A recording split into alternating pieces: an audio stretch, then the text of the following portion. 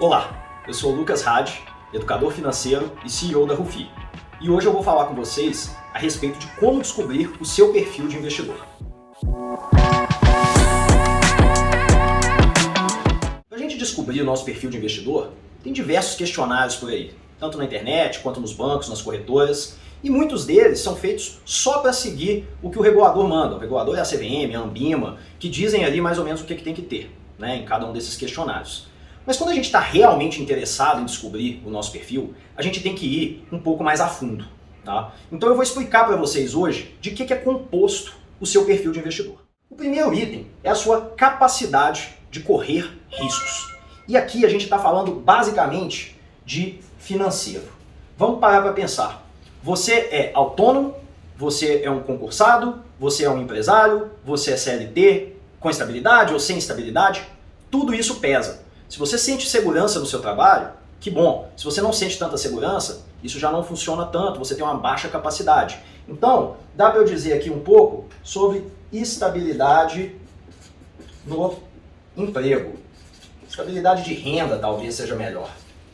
A gente pode falar também como que é as suas finanças, né? Como são as suas finanças. Por exemplo, sobra dinheiro no final do mês ou não sobra dinheiro no final do mês? Então, você tem um superávit todos os meses, financeiro ou não. Quanto maior o seu superávit, maior a sua capacidade financeira.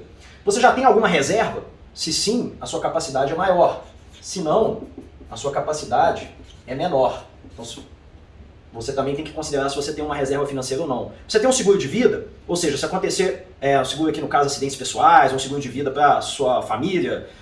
Se você não tem, a sua capacidade acabou de diminuir. Porque você não está tão estável assim. O pessoal pode precisar do dinheiro, ou você mesmo, se acontecer um acidente mais sério, pode precisar desse dinheiro. Então, o seguro de vida.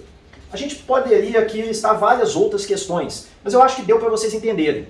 A capacidade tem a ver em qual o tamanho da estabilidade do seu patrimônio e da sua fonte de receita. Tá certo?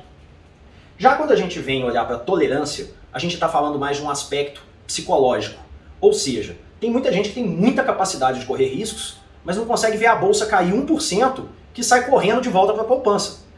E fala, não, diminuiu o meu dinheiro. Poxa, mas diminuiu 1% e você tem muito dinheiro e bolsa é assim mesmo, é a longo prazo. Não interessa para aquela pessoa.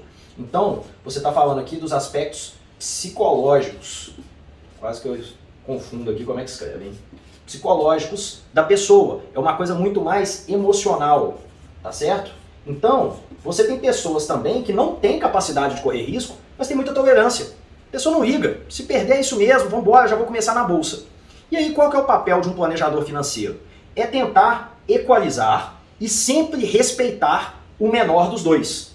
Então se, por exemplo, você tem uma capacidade de correr risco alta e uma tolerância de correr risco baixa, a gente vai ter que respeitar a sua tolerância a correr riscos. Como que eu aumento a sua capacidade? Fazendo um seguro de vida, fazendo um controle de gastos, para você aumentar o seu superávit mensal, conseguindo uma fonte de renda extra, aumentando a sua estabilidade ou conseguindo um emprego um pouco mais estável, começando uma reserva ou criando uma reserva maior do seu patrimônio. E como que eu aumento a sua tolerância? Através da educação financeira. Por exemplo, você assistindo esses vídeos aqui.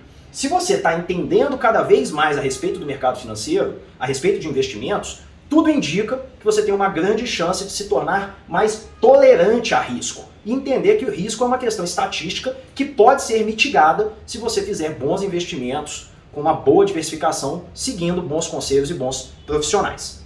Mas resumo, enquanto você tem diferença entre os dois, você deve seguir sempre o menor deles. E aí você pode ver que na maioria das vezes os perfis têm 3 ou 4 perfis. Né? Você tem o conservador, o moderado, um terceiro que varia entre balanceado, arrojado, algo do tipo, e o quarto que é o agressivo.